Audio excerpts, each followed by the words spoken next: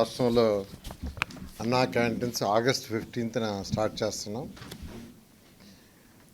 గత 2014-19 అప్పుడు ఈ అన్నా క్యాంటీన్స్ని పేదల నిరుపేదల కోసం ప్రతి పేదవాడు కేవలం 5 రూపాయలతో చక్కటి భోజనం, ఆరోగ్యకరమైన భోజనం, మంచి ప్లేసులు అంటే తినే ప్లేస్ కూడా హైజీనిక్ గాను, తర్వాత చాలా ఆహ్లాదకరంగా ఉండాలని ఆ రోజు సీఎం గారు ఆదేశించడం, దానికి తగ్గట్టుగానే రాష్ట్రంలో 203 అన్నా క్యాంటీన్స్ యాక్చువల్గా ప్రారంభించడం జరిగింది.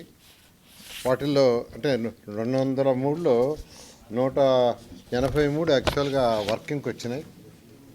దాదాపు ప్రతిరోజు 2,25,000 మంది భోంచేస్తున్నారు. 2,25,000 మంది.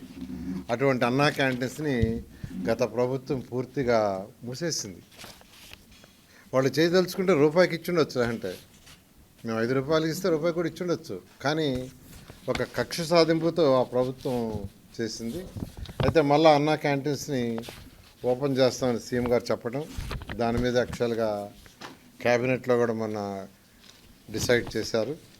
ఈ అన్నా క్యాంటీన్స్ సంబంధించి ఈ మున్సిపల్ శాఖ ఆల్రెడీ టెండర్లు, అంటే ఈ అన్నా క్యాంటీన్స్లో కొన్ని అన్నా క్యాంటీన్స్లో సెక్రటరియట్లు పెట్టారు, కొన్ని అన్నా క్యాంటీన్స్ని గోడౌన్లుగా పెట్టుకున్నారు, కొన్ని అన్నా క్యాంటీన్స్ని బ్లీచింగ్ పౌడర్ వేసుకోవటానికి పెట్టుకున్నారు.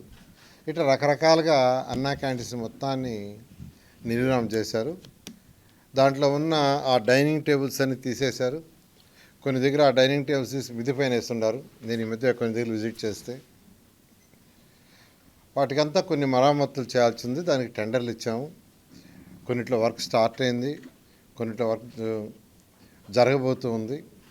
బహుశా ఈ వర్క్ అంతా నెక్స్ట్ మంత్ ఆగస్టు 10కి పూర్తి అయ్యేటట్టుగా ఆదేశించాం. ఆగస్టు 10వ తేదీకి కంప్లీట్ కావాలని.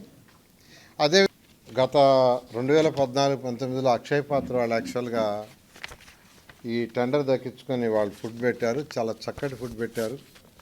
ప్రతి పేదవాడు ఎంతో హ్యాపీగా, సంతోషంగా, ఆనందంగా తిన్నారు. నేను కూడా తిన్నా చాలాసార్లు టేస్ట్ చేయడానికి. అయితే ఈసారి మళ్ళీ టెండర్లు పిలుచున్నాం. టెండర్లు కూడా 22వ తేదీ ఐ థింక్ ఓపెన్ చేస్తారు, 22 ఓపెన్ చేస్తారు. అదే సేమ్ రేట్స్లో ఎటువంటి కొందరు అడుగుతున్న రేట్లు ఏమైనా పెంచుతారని. పెంచేది ఏం లేదు, సేమ్ రేట్స్ 5 రూపాయలతో యాక్చువల్గా